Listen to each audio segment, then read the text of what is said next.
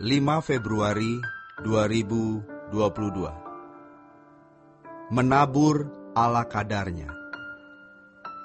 Pada umumnya, semua orang sudah tahu bahwa apa yang ditabur itu juga yang akan dituainya.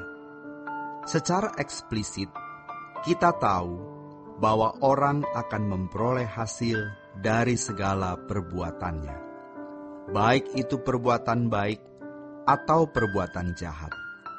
Secara implisit, hukum tabur tuai juga mengisyaratkan bahwa sebanyak apa yang telah kita tabur, sebanyak itu pula yang kita akan tuai.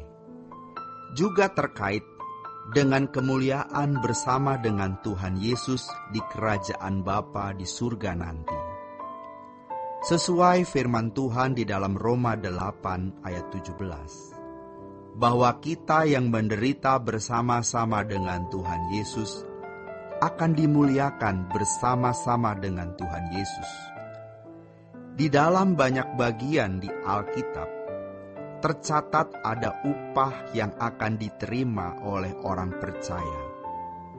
Ini tentu ada yang besar, ada yang tidak.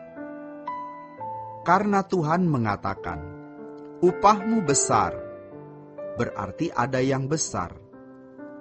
Kemuliaan bersama dengan Tuhan tentu tidak ternilai.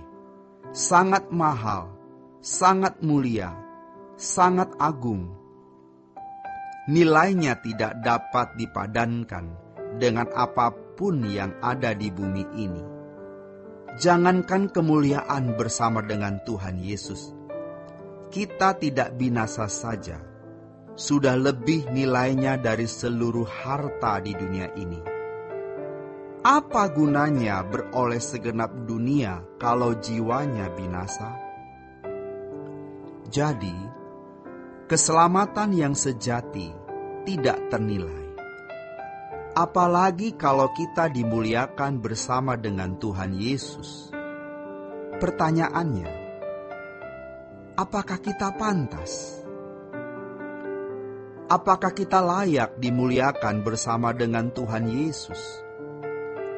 Seberapa besar kita telah menabur sehingga kita layak memperoleh yang tidak ternilai tersebut? Kesalahan yang telah kita lakukan selama bertahun-tahun adalah kita merasa bahwa kemuliaan bersama dengan Tuhan Yesus atau upah besar di surga bisa kita raih dengan taburan ala kadarnya. Secara eksplisit, jelas bahwa kita akan memperoleh seimbang dengan apa yang telah kita tabur. Pasti sepadan. Tetapi banyak orang Kristen menabur ala kadarnya, asal-asalan, dan tidak pernah memikirkan hasil dari tuaiannya nanti. Tidak heran kalau orang menunda untuk mempertaruhkan hidupnya sebanyak-banyaknya, sebesar-besarnya, tanpa batas untuk Tuhan. Menunda, bahkan yang lebih mengerikan, yaitu menunda bertobat dan hidup suci. Kita harus berpikir bahwa sebenarnya kita belum maksimal berbuat untuk Tuhan. Mestinya kita mempersoalkan yang bisa kita lakukan, lebih dari yang sekarang sudah kita lakukan. Kecuali memang kita tidak pernah mempertimbangkan perasaan Allah dan tidak pernah memperkarakan apa yang kita tuai nanti. Tetapi kalau kita mempersoalkan, mempertimbangkan perasaan Allah hari ini, dan benar-benar memperkarakan apa yang akan kita tuai nanti, maka kita akan bersedia untuk mengoreksi diri, untuk bertanya, di bagian mana dalam hidupku yang belum kupersembahkan? Apalagi yang dapat aku buat untuk Tuhan? Mestinya begitu. Kita tidak boleh mempertahankan apa yang kita miliki. Sebagaimana jika kita mengasihi seseorang, kita akan bertanya, "Apa yang kamu ingin kulakukan supaya kamu bahagia?" Mengapa kita tidak mempertanyakan itu kepada Tuhan? Padahal kita mengakui benar-benar percaya bahwa Allah itu ada, hidup, dan berperasaan.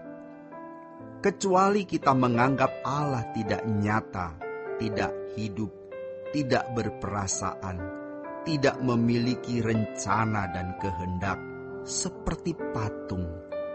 Sejatinya Allah tidak demikian. Percayalah, suatu hari banyak orang akan menyesal ketika ada di hadapan Allah, ternyata dia tidak buat apa-apa. Dan lebih mengerikan kalau yang dilakukan itu melukai hati Tuhan, menyakiti hati Allah. Mari kita serius mempersoalkan ini, karena Allah itu Allah yang hidup. Selain kita selalu mengoreksi diri, apakah masih ada yang salah yang kulakukan di hadapan Allahku?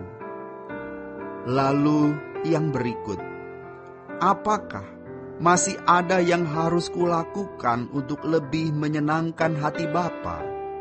Maka kita akan menghidupkan Allah dalam hidup kita.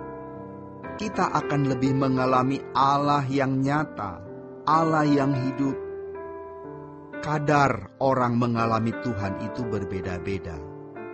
Jangan terintimidasi oleh siapapun. Yang penting adalah penilaian Tuhan terhadap kita.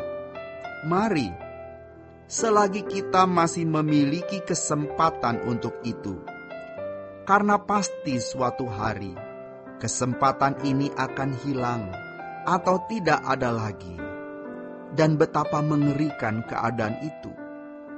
Ketika kita menutup mata, kita kehilangan kesempatan untuk membereskan diri guna memiliki hidup yang tidak bercacat dan tidak bercela. Betapa menyesalnya kita kalau kita ternyata mestinya memiliki banyak kesempatan untuk berbuat sesuatu bagi Tuhan, tetapi tidak melakukannya. Tuhan Yesus memberkati. Sola Gracia.